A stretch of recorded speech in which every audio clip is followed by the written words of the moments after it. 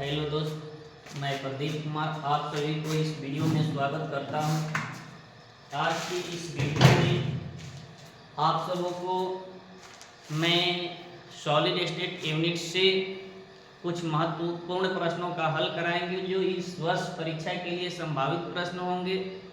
आप सब इस वीडियो में अंत तक बने रहेंगे क्योंकि आपको स्कोर चाहिए। तो स्कोर के लिए आप महत्वपूर्ण सवाल जरूर पढ़ेंगे। आपको अच्छा स्कोर करने के लिए हर बिंदु पर, हर टॉपिक पर कैसे आपको तैयारी करनी है, किस टॉपिक को चयन करना है परीक्षा के लिए, परीक्षा के दृष्टिकोण से सभी संभावित प्रश्न को इस वीडियो में हम रखे हैं। आप सब इस वीडियो में अंत तक बने रहेंगे। आप सबको मैं जरूर विश्वास दिलाऊंगा कि यह वीडियो बहुत अच्छा होगा आपके भविष्य के लिए। थोड़ा सा अंत तक बनने का प्रयास करेंगे।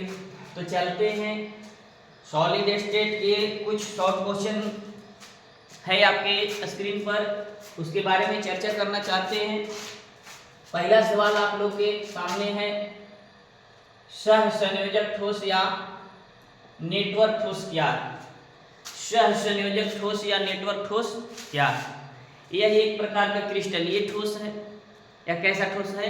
एक प्रकार का क्रिस्टलीय ठोस है। क्रिस्टलीय ठोस में बंधनों की प्रकृति के आधार पर हम ठोस को 4 वर्गों में बांटे हैं, जिसमें से यह एक उनकी शाखा है।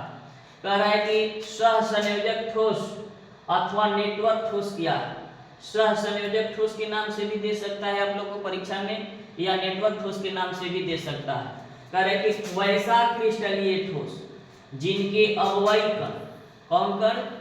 अवयवी कण, अवयवी कण एक दूसरे से परस्पर सहसंयोजक नेटवर्क के द्वारा, किसके द्वारा? सहसंयोजक नेटवर्क के द्वारा आपस में जुड़कर एक ज्वाइंट यौगिक का निर्माण करता है। आपस में जुड़कर एक ज्वाइंट यौगिक का निर्माण करता है तो उसे सहसंयोजक ठोस कहा जाता है। कैसा ठोस कहा जाता है? सहसंयोजक ठोस कहा जाता है। कह रहा है कि वैसे क्रिस्टलीय ठोस जिनके अवयवी कण एक दूसरे से परस्पर सहसंयोजक बंधन द्वारा या सहसंयोजक नेटवर्क के द्वारा, सहसंयोजक बंधन के द्वारा या सहसंयोजक नेटवर्क के द्वारा आपस में जुड़े रहते हैं और जुड़ करके एक ज्वाइंट यौगिक बनाते हैं। कैसे यौगिक बनाते हैं? ज्वाइंट यौगिक बनाते हैं तो उसे सहसंयोजक ठोस कहा जाता है। ऐसे भी इसको परिभाषित कर सकते थे कि वैसे ठोस पदार्थ जिनके अवयवी कण परमाणु होते हैं और वे परस्पर एक दूसरे से सहसंयोजक बंधन या सहसंयोजक बंधन के स्थान पर बोल सकते हैं सहसंयोजक नेटवर्क के द्वारा आपस में जुड़े रहते हैं, तो इससे बनने वाले ज्वाइंट यौगिक को सहसंयोजक ठोस या नेटवर्क ठोस कहा जाता है। सहसंयोजक ठोस या नेटवर्क ठोस कहा, जैसे में आप दिखा सकते थे हीरा, ग्रेफाइट, ETC इत्यादि। ऐसे ले लेंगे सब एग्जांपल के तौर पर लिख दिए हैं हीरा, ग्रेफाइट, कोरंडम, क्वार्ट्ज, ETC इत्यादि कर देंगे। अब यहाँ से आगे बढ़ते हैं तो उससे भी बहुत ही महत्वपूर्ण सवाल आपके सामने स्क्रीन पर लगा हुआ है, उस पर ध्यान देंगे। सवाल है आपका कि कांच को अति शीतल द्रव क्यों कहते हैं? कांच को अति शीतल द्रव क्यों कहते हैं? कांच को अति शीतल द्रव। आपका दूसरा सवाल रखे हैं हम, महत्वपूर्ण सवाल 2 नंबर में आएंगे। शॉर्ट क्वेश्चन है कि कांच को अति शीतल द्रव क्यों कहते हैं? कह रहा है कि कांच, यहाँ थोड़ा सुधार लेंगे आप लोग, अति शीतल कर लीजिएगा। कांच को अति शीतल द्रव इसलिए माना जाता है क्योंकि यह एक अक्रिस्टलीय ठोस है। कैसा ठोस है? अक्रिस्टलीय ठोस है, जिसमें उनके अवयवी कण लघु परासी व्यवस्था में होते हैं। किस परासी व्यवस्था में होते हैं? लघु परासी व्यवस्था में होते हैं और यह द्रव की भांति प्रवाह की प्रकृति रखते हैं, किंतु यह प्रवाह की प्रकृति जो होती है अत्यंत धीमी गति से होती है, बहुत धीमी गति से होती है। इसलिए कांच को अति शीतल द्रव माना जाता है, या इसलिए इसे अति शीतल द्रव कहते हैं। या ऐसे भी कह सकते थे कि कांच को अति शीतल द्रव इसलिए माना जाता है क्योंकि इनके कणों में स्वतंत्र बहाव की गुण पाई जाती है, लेकिन यह गुण अत्यंत धीमी गति से होती है, इसलिए कांच को अतिशीतल द्रव माना जाता है। ऐसे भी जवाब दे सकते हैं इनका। फिर से देख लेंगे, कांच को अतिशीतल द्रव इसलिए माना जाता है क्योंकि यह एक अक्रिस्टलीय ठोस है जिसमें अवयवी कण केवल लघु परासी व्यवस्था में पाए जाते हैं। यह द्रव की भांति प्रवाह की प्रकृति रखते हैं, द्रव की भांति प्रवाह की प्रकृति रखते हैं, किंतु प्रवाह की दर बहुत ही धीमी होती है। बहने की दर जो होती है इनकी बहुत धीमी होती है, इसलिए इसे अतिशीतल द्रव कहते हैं। चलते हैं, अगला सवाल है, इस बहुत ही महत्वपूर्ण भी सवाल है आपका, सवाल संख्या 3 है, देखेंगे आप लोग, बहुत ही महत्वपूर्ण सवाल है। सवाल संख्या 3 कह रहा है कि क्रिस्टल जालक में बिंदु दोष से आप क्या समझते हैं। कह रहा है कि क्रिस्टल जालक जो बनते हैं कणों की व्यवस्था से, उसमें जो बिंदु दोष होते हैं उसको कैसे आप परिभाषित कर सकते हैं। तो कह रहा है कि एक क्रिस्टलीय पदार्थ में, किसमें, एक क्रिस्टलीय पदार्थ में एक बिंदु अथवा एक परमाणु के, एक बिंदु अथवा एक परमाणु के चारों ओर की आदर्श व्यवस्था में, किसमें, आदर्श व्यवस्था में अनियमितता अथवा विचलन, अनियमितता अथवा विचलन को बिंदु दोष कहा जाता है। कौन सा दोष कहा जाता है। कह रहा है कि क्रिस्टलीय पदार्थ के एक बिंदु अथवा एक परमाणु के चारों ओर की आदर्श व्यवस्था में, किसमें, चारों ओर की आदर्श व्यवस्था में अनियमितताएं या विचलन आ जाती है तो उसे बिंदु दोष कहा जाता है। कौन सा दोष कहा जाता है, बिंदु दोष कहा जाता है। अब चलते हैं अगले सवाल की ओर। सब महत्वपूर्ण सवाल आपके सामने रखे हैं, एक वीडियो में बनेंगे, आपका अंक इस यूनिट से एक भी छूटने वाला नहीं है। चलते हैं, अगला सवाल है आपका कि चांदी विद्युत का अच्छा सुचालक है क्यों। बहुत महत्वपूर्ण सवाल है शॉर्ट क्वेश्चन में कि चांदी विद्युत का अच्छा सुचालक है क्यों। क्योंकि चांदी से विद्युत धारा अधिक प्रवाहित होती है, क्योंकि इनकी चालकता 10 के पावर 4 से 10 के power 7 ohm inverse metre inverse के बीच होती है, जिसके कारण चांदी को अच्छा विद्युत का सुचालक माना जाता है। इनकी चालकता कितनी होती है भाई, तो 10 के पावर 4 से 10 के power 7 ohm inverse metre inverse के क्रम में होता है, इसलिए चांदी को सबसे अच्छा सुचालक माना जाता है। चलते हैं अगले सवाल की ओर, ध्यान देंगे आप लोग, ये भी बहुत महत्वपूर्ण सवाल है। यूनिट के जितने भी महत्वपूर्ण सवाल है सब आपके सामने हम रखते हैं और सब 2-2 नंबर का सवाल है। थोड़ा ध्यान दीजिएगा आप लोग, इस वीडियो में बहुत अच्छा होने वाला है। चलते हैं, आपको कह रहा है CSCA स्कैंडियम क्लोराइड की संक्षिप्त संरचना की विवेचना करें, उसके बारे में बताएं। इनके सहसंयोजक संख्या अर्थात समन्वय संख्या को बताएं। कह रहा है कि पहले तो आपको संरचना बताना है कि कौन सी संरचना बनाता है, और संरचना बनाने के बाद यह बताना है कि इनकी समन्वय संख्या का अनुपात क्या होता है, यह समन्वय संख्या कितना होता है।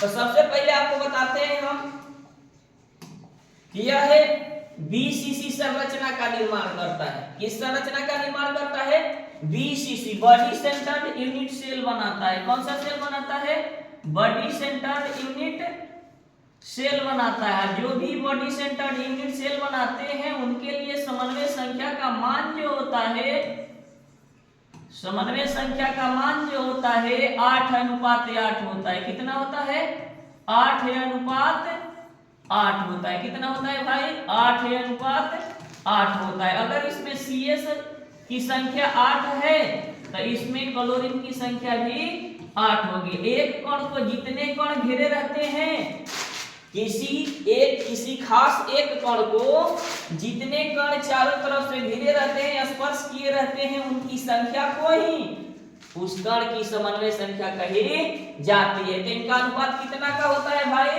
8:8 का होता है। कितना का होता है? 8:8 का होता है। देखिए उससे भी महत्वपूर्ण सवाल आपके सामने आकर के लगा है। सवाल क्या है आपके सामने? शॉर्ट की त्रुटि दोष को कहते हैं शॉर्ट की दोष और फ्रेंकल दोष में अंतर स्पष्ट करें। सबसे पहले तो ये जानेंगे कि शॉर्ट की दोष है क्या, फ्रेंकल दोष है क्या। जब किसी क्रिस्टल के जालक संरचना के जालक बिंदु से समान संख्या में धनायन और ऋणायन अपने जालक बिंदु से गायब हो जाते हैं, अपने जालक बिंदु से गायब हो जाते हैं, तो इससे उत्पन्न होने वाली दोष को शॉर्ट की दोष कही जाती है, जिससे क्रिस्टल का घनत्व घट जाता है। दूसरा बात है कि फ्रेंकल दोष क्या है भाई? जब किसी क्रिस्टल के जालक संरचना के जालक बिंदु से धनायन या ऋणायन, धनायन या ऋणायन अंतरतलीय भाग में चले जाते हैं, अंतरावकाशीय भाग में चले जाते हैं, तो इससे उत्पन्न होने वाली दोष को फ्रेंकल दोष कही जाती है। कण तो हटा है जालक बिंदु से, लेकिन उसके अंतरावकाश में है, इसलिए इनके घनत्व पर कोई प्रभाव नहीं पड़ता है, अर्थात इनके घनत्व अपरिवर्तित रहते हैं, इनके घनत्व कभी बदलते नहीं हैं। चलते हैं तो अंतर हमको दर्शाना है। तो हमने क्या किया कि इसे दो खंड में बांट दिया। कितने खंड में बांट दिया भाई? दो खंड में।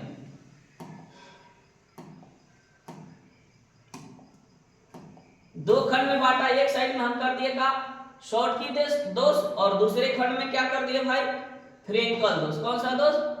आप देखेंगे ध्यान से। सवाल आपके स्क्रीन पर है कि शॉर्ट की दोष और फ्रेंकल दोष में निम्नलिखित अंतर है। कह रहा है कि शॉर्ट की दोष, इस दोष में धनायन तथा ऋणायन अपने जालक स्थलों से पूर्णतः हट जाते हैं, माने पूरी तरह से सतह से बाहर निकल जाते हैं। इसमें कह रहा है कि इस दोष में एक आयन अपने जालक बिंदु से, वह धनायन हो या ऋणायन हो, अपने जालक बिंदु को छोड़कर अंतरा अवकाशीय स्थल में अर्थात खाली जगहों में क्रिस्टल के जालक के अंतरतलीय भाग में चला जाता है, तो इससे उत्पन्न दोष को फ्रेंकल दोष कहा जाता है। स्पष्ट समझे? जब कह रहा है कि धनायन और ऋणायन समान संख्या में अपने जालक स्थल से पूर्णतः गायब हो जाता है, तो इससे उत्पन्न होने वाली दोष को आप कह रहे हैं कि हम क्या कहेंगे? शॉर्ट की दोष कहेंगे। कौन सा दोष कहेंगे? लेकिन इस दोष में, फ्रेंकल दोष में, किस दोष में? फ्रेंकल दोष में एक आयन में वह धनायन हो या ऋणायन अपने जालक बिंदु से हटकर अगर यहाँ अंतरतलीय भाग में आ जाता है, किस भाग में आ जाता है भाई? अंतरतलीय भाग में आ जाता है, तो इससे उत्पन्न होने वाली दोष को फ्रेंकल दोष कहा जाता है। कौन सा दोष कहा जाता है? फ्रेंकल दोष कहा जाता है। जल्दी जल्दी आप उतारते चलेंगे। अगला आपका सवाल अगला अंतर है कि इस दोष में क्रिस्टल का घनत्व क्या हो जाएगा? घट जाएगा। काहे भाई? तो कण पूर्णतः हट चुका है, उनके कण पूर्णतः हट चुका है। इस दोष में घनत्व जो होते हैं अपरिवर्तित रहते हैं, परिवर्तित नहीं होते हैं, परिवर्तित नहीं होते हैं। क्यों भाई? क्योंकि उनके कण तो अभी क्रिस्टल में ही है। इतना ही अंतर है कि जालक बिंदु को छोड़कर अंतरतलीय भाग में चला गया है। अब आगे बढ़ते हैं। इस दोष में क्रिस्टलों के बनने पर क्रिस्टल का स्थायित्व बढ़ जाता है, विद्युत चालकता बढ़ती है। कह रहा है कि इसमें दोष जब आती है तो उस दोष से इसका स्थायित्व तो बढ़ जाता है, उनके साथ साथ उनकी चालकता भी बढ़ जाती है। उनकी चालकता क्या हो जाती है? बढ़ जाती है। इस दोष के कारण क्रिस्टल का स्थायित्व घट जाता है। फ्रेंकल दोष के कारण क्रिस्टल का स्थायित्व क्या हो जाता है भाई? घट जाता है और परावैद्युत चालकता का मान बढ़ जाता है। परावैद्युत चालकता का मान इसमें क्या होता है, बढ़ता है, उसमें वैद्युत चालकता का मान बढ़ता है, तो इसमें परावैद्युत चालकता का मान बढ़ जाता है। आगे देखेंगे, इसके फलस्वरूप दूषित क्रिस्टल का द्रव्यमान, घनत्व, संकुलन क्षमता मूल क्रिस्टल तंत्र से घट जाती है। कह रहा है कि जब दोष उत्पन्न होता है तो उनका द्रव्यमान में कमी आ जाती है, घनत्व में कमी आ जाती है, संकुलन क्षमता में मूल तंत्र से कमी आ जाती है। पहले वाले क्रिस्टल से जो बाद क्रिस्टल बचते हैं दोष के बाद, उनके घनत्व में कमी आ जाती है, द्रव्यमान में कमी आ जाती है। उसके साथ साथ क्रिस्टल जो है संकुलन क्षमता में कमी आ जाती है क्रिस्टल की। इसमें चलते इस दोष के फलस्वरूप दूषित क्रिस्टल का द्रव्यमान, घनत्व, संकुलन क्षमता में कोई परिवर्तन नहीं आती है। कह रहा है कि अगर फ्रेंकल दोष हो किसी क्रिस्टल में तो न उनका द्रव्यमान में कोई परिवर्तन आता है, नहीं उनके घनत्व में कोई परिवर्तन आता है, नहीं उनकी संकुलन क्षमता में कोई परिवर्तन आता है। एग्जाम्पल के तौर पर आप लोग याद रखिएगा कि किसमें कौन सा दोष पाया जाता है, क्योंकि आप लोग को ऑब्जेक्टिव सवाल बनाने में यह मदद करेगा, बहुत कारगर साबित होगा। CSCl, NaCl, KCl, AgBl, इन सभी में कौन सा दोष होगा भाई, तो शॉर्ट की दोष होगा। कौन सा दोष होगा भाई, शॉर्ट की दोष। अब चलते हैं इसमें AgCl, AgBr, Ai, ZnS, इसमें कौन सा दोष होगा भाई, फ्रेंकल दोष। देखेंगे एक ऐसा इसमें मिला अपवादित जिसमें दोनों दोष है, शॉर्ट की दोष भी पाया जाता है और फ्रेंकल दोष भी पाया जाता है। अगर पूछेगा कि निम्न में से किस में शॉर्ट की और फ्रेंकल दोनों दोष पाई जाती है, तो आप लोग आंसर मारिएगा AgBr। क्या मारिएगा, AgBr। चलते हैं आगे, इस वीडियो में बने रहेंगे, बहुत महत्वपूर्ण सवाल रखे हैं, आप लोग के भविष्य के लिए बहुत ही कारगर साबित होगा। इस वर्ष परीक्षा में सभी संभावित प्रश्न के रूप में हम रखे हैं। देखेंगे आपका अगला सवाल है, बहुत ही अच्छा सवाल आपके सामने है।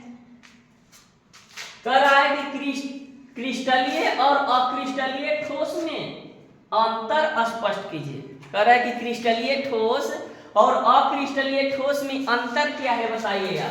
कह रहा है कि क्रिस्टलीय ठोस जो होते हैं और अक्रिस्टलीय, पहले ध्यान से समझिए, आप लोग परिभाषित करते हैं क्रिस्टलीय ठोस को कि वैसे ठोस पदार्थ जिनके कणों की निश्चित और नियमित दिग विन्यास होती है और उनकी किनारा तीक्ष्ण और सतहें समतल होती है, तो उसे क्रिस्टलीय ठोस कहा जाता है। क्रिस्टलीय ठोस को आप रवेदार ठोस भी कहते हैं। इसके साथ साथ इसे वास्तविक ठोस के नाम से भी जाना जाता है। किस ठोस के नाम से जाना जाता है, वास्तविक ठोस के नाम से जाना जाता है। अक्रिस्टलीय ठोस किसे कहते हैं भाई, बेरवेदार ठोस किसे कहते हैं भाई, एमॉर्फस सॉलिड किसे कहते हैं भाई, तो कहते हैं कि वैसे ठोस जिनके कणों की निश्चित और नियमित दिग विन्यास न होती है और किनारा तीक्ष्ण और सतहें समतल न होती है, तो उसे अक्रिस्टलीय ठोस कहा जाता है। क्या कहा जाता है दोस्त, अक्रिस्टलीय ठोस कहा जाता है। इसे बेरवेदार ठोस या आभासी ठोस के नाम से भी हम लोग जानते हैं। इसे बेरवेदार ठोस कह सकते हैं या आभासी ठोस कह सकते हैं, क्योंकि इसमें रावा नहीं पाया जाता है, क्रिस्टल नहीं पाया जाता है। तो देखेंगे, कह रहा है कि जिसमें मान लीजिए जब बंधन की प्रकृति के आधार पर चलते हैं, तो क्रिस्टलीय और अक्रिस्टलीय में जो होती है उनकी कणों की व्यवस्था के आधार पर हम लोग बांटते हैं। तो कणों की व्यवस्था के आधार पर बांटेंगे तो स्वाभाविक बात है कि जिनके कण की निश्चित और नियमित दिग विन्यास होगी तो उनकी ज्यामितीय आकृति भी निश्चित होती है। तब देखेंगे, पहला आपको हम रखे हैं, बहुत महत्वपूर्ण छाट करके रखे हैं, ज्यादा नहीं रखे हैं, याद करना आसान है। कह रहा है कि इसकी निश्चित ज्यामितीय आकृति होती है।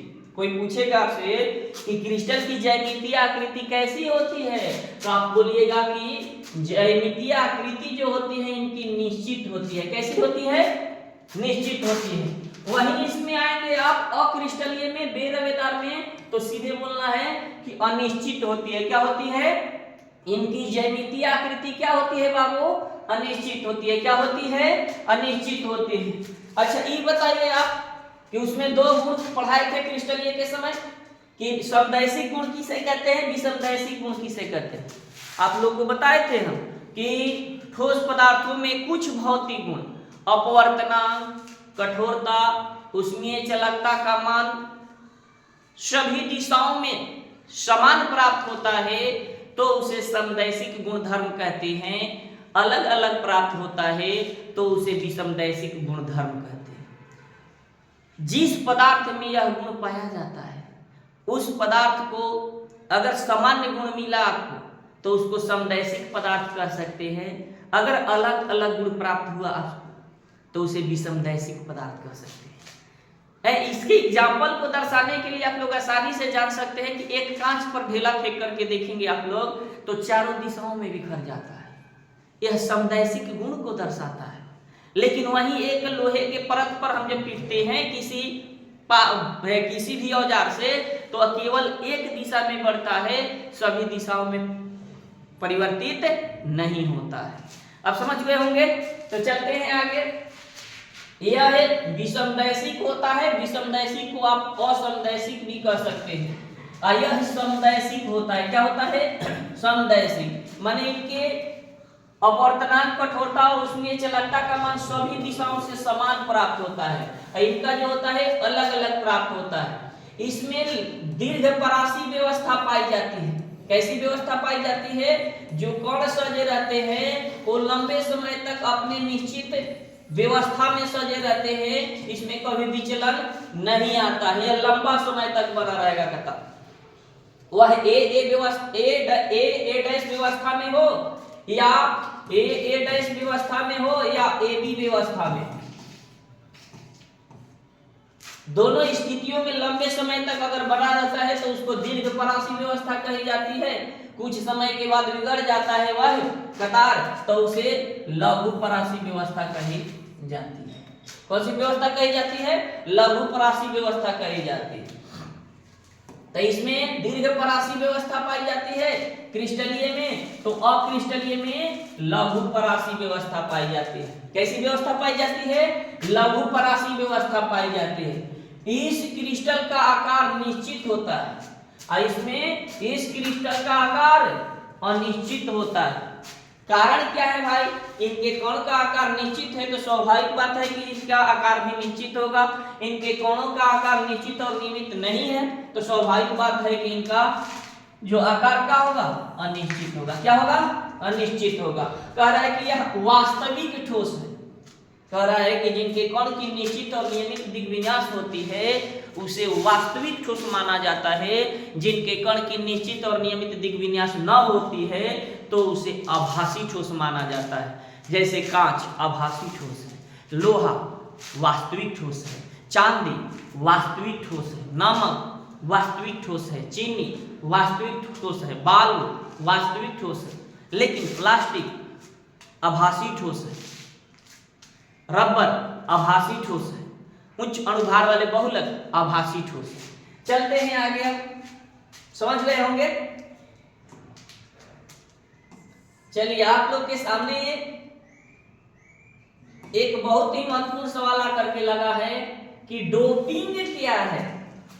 डोपिंग क्या है, इसमें एक सवाल और पूछता है कि डोपेंट क्या है।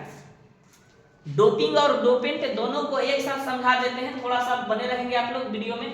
कह रहा है कि जब किसी अर्धचालक में बाहरी अपद्रव्य मिलाया जाता है, कह रहा है कि किसी अर्धचालक की चालकता को बढ़ाने के लिए, किसी अर्धचालक की चालकता को क्या करने के लिए, बढ़ाने के लिए आप जो बाहर से पदार्थ मिलाते हैं, जो बाहरी पदार्थ मिलाते हैं, अपद्रव्य मिलाते हैं, उस पदार्थ को डोपेंट कहते हैं। क्या कहते हैं भाई, डोपेंट कहते हैं। क्या कहते हैं, डोपेंट। कह रहा है कि जब किसी अर्धचालक की चालकता को बढ़ाने के लिए कोई बाहरी पदार्थ अपद्रव्य मिलाते हैं हम, तो उस पदार्थ को डोपेंट कहा जाता है तथा मिलाने की प्रक्रिया को डोपिंग कहा जाता है। क्या कहा जाता है भाई, डोपिंग कहा जाता है। क्या कहा जाता है, डोपिंग कहा जाता है।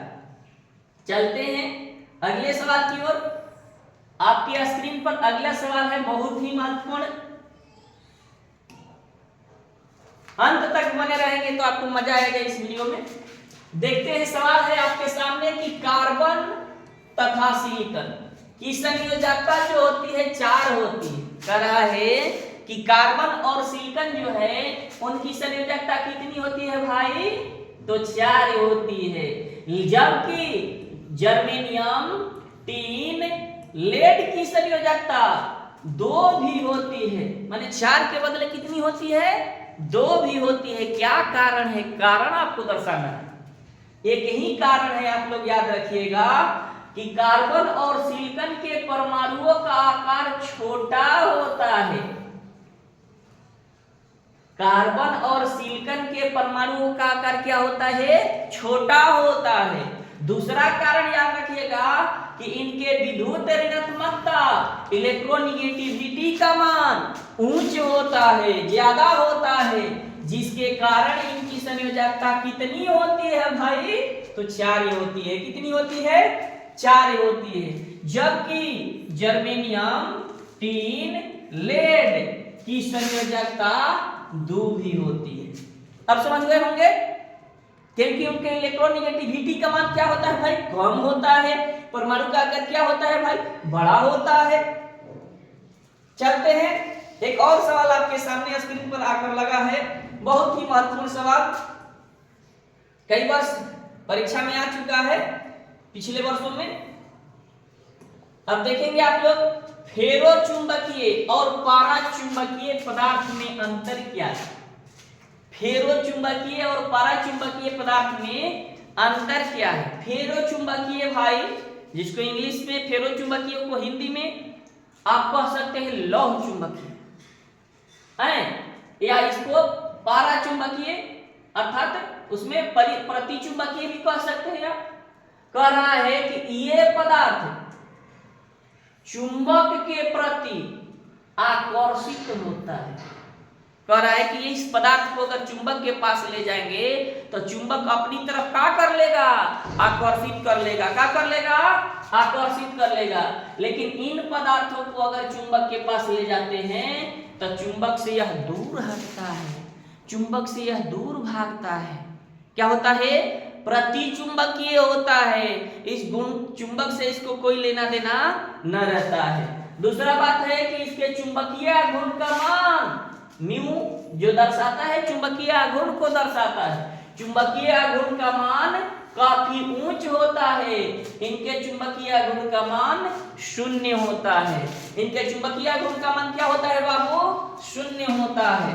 इसमें अजुग्मित इलेक्ट्रॉन नहीं पाए जाते हैं। कह रहा है कि फेरो चुंबकीय में अजुग्मित इलेक्ट्रॉन नहीं पाए जाते हैं, लेकिन इसमें अजुग्मित इलेक्ट्रॉन पाए जाते हैं।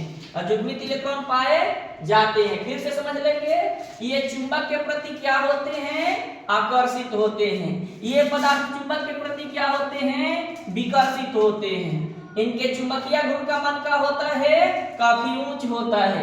इनके चुंबकीय गुण का मान क्या होता है, 0 होता है। इसमें अजुग्मित इलेक्ट्रॉन नहीं पाया जाता है, इसमें अजुग्मित इलेक्ट्रॉन पाया जाता है। समझ गए होंगे। चलते हैं, बने रहिए अंत तक। लंबा वीडियो नहीं होने वाला है, कुछ ही समय में समाप्त कर देंगे। अब चलते हैं, बहुत ही महत्वपूर्ण सवाल आपके स्क्रीन पर आकर के लग चुका है, ध्यान देंगे आप लोग। बहुत ही अच्छा सवाल है। अर्धचालक क्या है, यह कितने प्रकार का होता है। अर्धचालक, अर्धचालक किसे कहते हैं भाई, वैसे पदार्थ जो सुचालक और कुचालक दोनों का गुण प्रदर्शित करता है तो उसे अर्धचालक कहा जाता है। कह रहा है कि वैसे पदार्थ जो सुचालक और कुचालक दोनों का गुण दर्शाए तो उसे आप क्या कहिएगा, अर्धचालक कहिएगा। क्या कहिएगा, माने जिनके चालकता का मान सुचालक और कुचालक के बीच होता है, अर्थात मध्यवर्ती होता है, तो उसे अर्धचालक माना जाता है। अर्धचालक की चालकता तो आप जानते हैं, वैसे पदार्थ जिनकी चालकता सुचालक और कुचालक के मध्यवर्ती होती है उसे अर्धचालक कहते हैं। इनकी चालकताएं 10 के पावर 4 से 10 के power -6 ohm inverse metre inverse के क्रम में होता है। ये दो प्रकार के होते हैं। एक जो होते हैं अंतर्निहित अर्धचालक होते हैं और दूसरे जो होते हैं बाह्य निहित अर्धचालक होते हैं। अब अंतर्निहित अर्धचालक का जब टेम्परेचर बढ़ाया जाता है तो उसमें वैलेंसी बॉन्ड से कंडक्शन बॉन्ड की तरफ इलेक्ट्रॉन को जाने के क्रम में अंत में आंतरिक भाग में छिद्र का होल का निर्माण होता है, जिससे इलेक्ट्रॉन स्वतंत्र रूप से एक स्थान से दूसरे स्थान तक अभिगमन कर पाते हैं, जिससे उन पदार्थ की चालकता बढ़ जाती है। ऐसे अर्धचालक को अंतर्निहित अर्धचालक कहा जाता है। दूसरा पॉइंट बाह्य अर्धचालक। बाह्य अर्धचालक कौन है भाई? तो जब किसी अर्धचालक की चालकता को बढ़ाने के लिए आप कोई बाहरी पदार्थ अपद्रव्य मिलाते हैं, मिलाने के बाद उनकी चालकता बढ़ जाती है तो उसे बाह्य अर्धचालक कहा जाता है। बाह्य अर्धचालक बनाने की प्रक्रिया को ही डोपिंग कहा जाता है। क्या कहा जाता है? डोपिंग कहा जाता है। अब मिलाते समय दो बात उसमें आती है कि जो पदार्थ है, अगर उस पदार्थ में हम उनकी संयोजकता के आधार पर देखें कि अधिक संयोजकता वाले पदार्थ मिलाए हैं कि कम संयोजकता वाले पदार्थ मिलाए हैं। अगर उसमें जैसे मान लेते हैं, हम ले लेते हैं सिलिकॉन को। किसको ले लेते हैं? सिलिकॉन को ले लेते हैं। अगर सिलिकॉन में हम मिला दें किनको? तो सिलिकॉन में मिला दे बोरॉन। अब सिलिकॉन के बाह्यतम सेल में 4 इलेक्ट्रॉन, इनके बाह्यतम सेल में 3 इलेक्ट्रॉन। अब बताइए तो इस स्थिति में पी टाइप अर्धचालक प्राप्त होता है। कौन सा अर्धचालक प्राप्त होता है? अगर हम सिलिकॉन में आर्सेनिक को मिला दे। किसको मिला दे? आर्सेनिक को। तो इनकी संयोजकता तो जो होती है, बाह्यतम सेल में इलेक्ट्रॉन की संख्या 4 होती है, इनके बाह्यतम सेल में इलेक्ट्रॉन की संख्या 5 होती है। अब देखिए, जब किसी अर्धचालक में उनकी संयोजकता से कम संयोजकता वाले अपद्रव्य को मिलाया जाता है तो इससे पी टाइप अर्धचालक प्राप्त होते हैं। जब किसी अर्धचालक में उनकी संयोजकता से अधिक संयोजकता वाले पदार्थ को मिलाया जाता है तो इससे एन टाइप अर्धचालक प्राप्त होते हैं। समझ गए होंगे स्पष्ट रूप से? तो इसमें एक सवाल बहुत महत्वपूर्ण बनता है, उसको भी जान लेंगे, यहां पर नहीं डाले हैं हम। पीएन जंक्शन क्या है? पीएन जंक्शन क्या है? कह रहा है कि एन टाइप और पी टाइप अर्धचालक को आपस में जोड़ दिया जाता है। एन टाइप अर्धचालक और पी टाइप अर्धचालक को आपस में जोड़ दिया जाता है तो इससे पीएन जंक्शन का निर्माण होता है। किसका निर्माण होता है भाई? पीएन जंक्शन का निर्माण होता है। अच्छा, पीएन जंक्शन जब बन गया तो उसका उपयोग भी होगा। तो इसका उपयोग आप लोग एम्पलीफायर, रिक्लीफायर, रेफ्रिजरेटर, फ्रिज इत्यादि में करते हैं। जो यह इसकी सहायता से आप विद्युत धारा को अपनी मनचाही दिशाओं में मोड़ सकते हैं। अपनी मनचाही दिशाओं में क्या कर सकते हैं? मोड़ सकते हैं। चलते हैं अगले सवाल की ओर। बहुत ही अच्छा सवाल आकर के लगा है आपका। प्रतिचुंबकीय पदार्थ क्या है? व्याख्या कीजिए। प्रतिचुंबकीय पदार्थ क्या है? व्याख्या करें। कह रहा है कि वे ठोस पदार्थ जिसमें एक भी अयुग्मित इलेक्ट्रॉन नहीं पाया जाता है। कह रहा है कि वैसे ठोस पदार्थ जिसमें एक भी अयुग्मित इलेक्ट्रॉन नहीं पाया जाता है तो उसे प्रतिचुंबकीय ठोस पदार्थ कहा जाता है। क्या कहा जाता है भाई? प्रतिचुंबकीय ठोस पदार्थ कहा जाता है। इसे चुंबकीय क्षेत्र में ले जाने पर विकर्षित होता है। क्या होता है? विकर्षित होता है। तो जैसे में आप देख लेंगे एग्जाम्पल, आप N2 Zn, ध्यान रखिएगा अलग अलग है।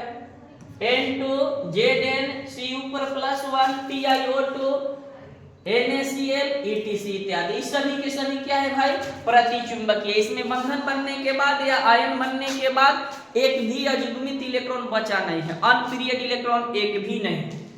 अब इसलिए यह आकर्षित भी नहीं होगा, क्योंकि अनपीरियड इलेक्ट्रॉन रहता तब ना आकर्षित होता। चलिए आगे बढ़ते हैं। तो कह रहा है कि जालक बिंदु किसे कहते हैं, बहुत ही महत्वपूर्ण सवाल है। जालक बिंदु किसे कहते हैं? तो कह रहा है कि क्रिस्टलीय ठोसों में कण की एक दूसरे के सापेक्ष, कण की एक दूसरे के सापेक्ष स्थिति को बिंदु द्वारा निर्देशित किया जाता है। एक दूसरे के सापेक्ष स्थिति को बिंदु द्वारा निर्देशित किया जाता है, जिसे जालक बिंदु या जालक स्थल कहा जाता है। ऐसे भी कह सकते हैं कि किसी क्रिस्टल के जालक संरचना में जिस खास स्थान पर कण अर्थात परमाणु, अणु और आयन उपस्थित रहते हैं उसे जालक स्थल या जालक बिंदु कहा जाता है। क्या कहा जाता है भाई? जालक बिंदु कहा जाता है। देखेंगे इससे भी अच्छा सवाल आ गया है आपके सामने कि ठोस कठोर क्यों होते हैं। फिर मिलेंगे अगले वीडियो में। कितने रहेगा आज के लिए? एक सवाल यही देख लीजिए आप लोग, ठोस कठोर क्यों होते हैं। आप इसको अनेकों प्रकार से दर्शा सकते हैं, जिसमें मुख्य इसकी सिद्धांत मालूम होनी चाहिए कि ठोस पदार्थ जो होते हैं, ठोस पदार्थों का वह रूप है जिसमें दृढ़ता होती है। ठोस पदार्थों का वह रूप है जिसमें दृढ़ता होती है। दृढ़ता के कारण ही ठोस का आयतन निश्चित होता है। तो अब बात रहा कि ठोस कठोर क्यों होते हैं, इस पर चर्चा करेंगे। ठोस पदार्थों में उनके अवयवी कण जो होते हैं निबिंड संकुलित होते हैं। निबिंड माने पास पास, निबिंड माने पास पास। उनके कणों को एक साथ बांध कर रखने वाला बल काफी मजबूत होता है, जिसके कारण उनके कण एक स्थान से दूसरे स्थान तक स्वतंत्र रूप से गमन नहीं कर पाते हैं, लेकिन अपने मध्य स्थिति के अनुदिश चारों दिशाओं में दोलन कर सकते हैं, जिसके कारण इसमें दृढ़ता आ जाती है। क्या आ जाती है भाई? दृढ़ता आ जाती है। इसी दृढ़ता के कारण ठोस कठोर होते हैं। आज के वीडियो में इतना ही रहेगा। तब तक के लिए आप लोगों को धन्यवाद।